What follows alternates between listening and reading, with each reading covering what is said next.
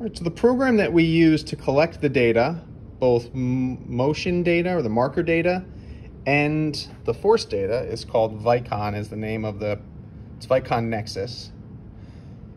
But the name of that's the name of the company that makes the motion capture system. So here what you can see is lower body markers and forces as I'm walking, and it's sort of slowed down to 1/4 speed.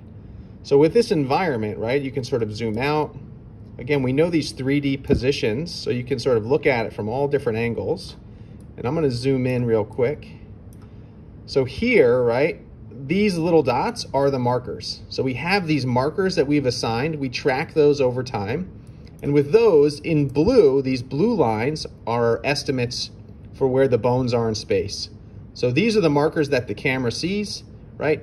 Then it estimates where these bones are. It gives coordinate systems for the different femur and the tibia. And then obviously you can see the ground reaction force vectors acting through the foot. So when we combine these two sets of information, that's where we can do inverse dynamics, okay?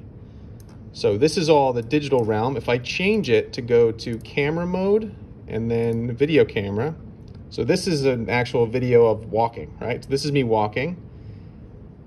Then you can overlay the markers, so you can see where each marker is located. You can see where the ground reaction forces are acting through my foot.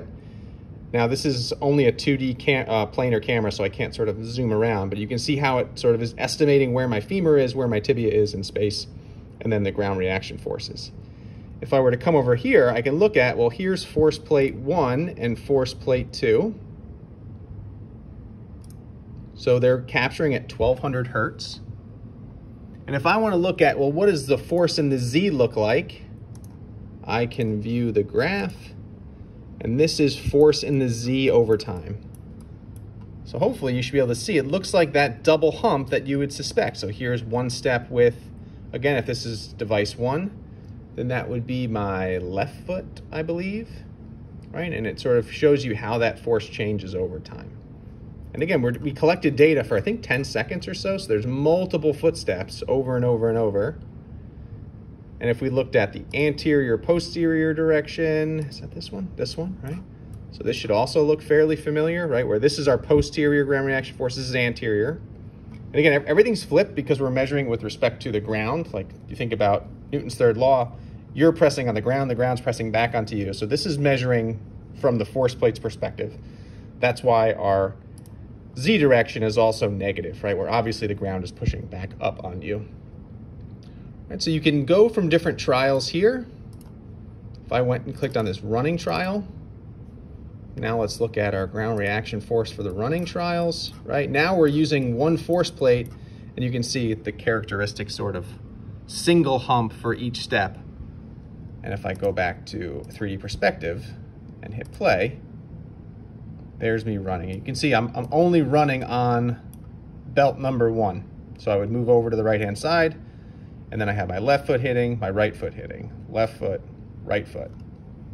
But if I go back to the graph, right, if all I'm looking at, if I don't have this marker data and I'm looking at the graph, how can I tell without the marker data which one of these footsteps is left and which one is right? Okay. So that's a challenge when you don't have the marker data. So what we've done in the past is we have a little button. Where is this button? This guy. So I have this button here, and the person who's watching, every time the left foot hits the ground, they would hit the button, right? So hit the button when it's like left foot, left foot, left foot. Then we get another signal that we can look at to say, okay, well, when this other button goes to 1, that's when I know it's a left foot strike. And when there's no button, then we know it's the right foot strike. So I'm gonna go to the XE310 data, and we'll pull up, again, so you can click on the different subjects here. So these are all the different teams of data that we're gonna send you. Here's the session. So this was my data that I'll give you.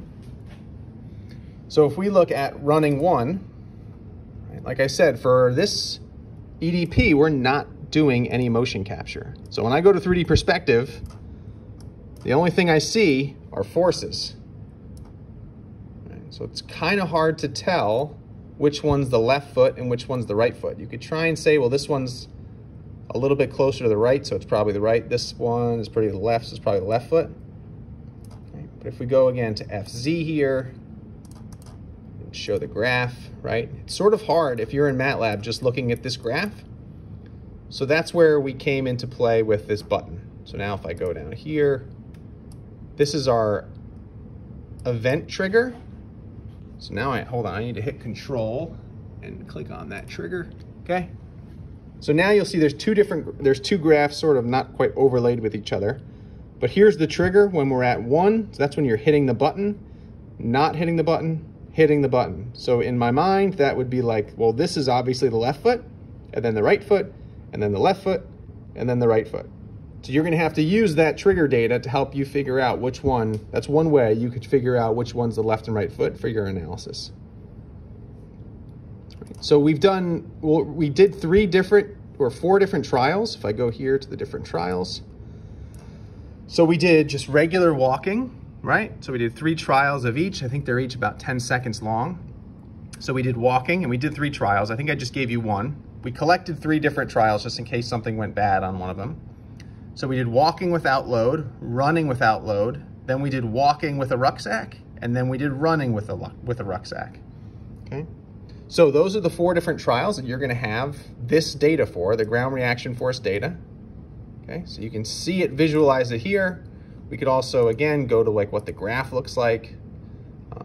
So that's what you're gonna analyze for your EDP, for your final project. I hope I remembered everything I needed to tell you while I'm here, right? But this is the biomechanics lab. Again, workstation, the motion capture cameras, which we're not using for the final project. Our instrumented treadmill is right here. We also have other sort of portable force plates over there. We have a metabolic energy expenditure thing here if you want to calculate someone's VO2 max, right? So that's a wearable system that you can wear. We have a lot of inertial measurement units and other wireless sensors that we use for lots of different studies. And this is the actual video camera when you saw the overlay before. So this is the regular 2D video camera, and then all of our motion capture cameras are spread out around the room.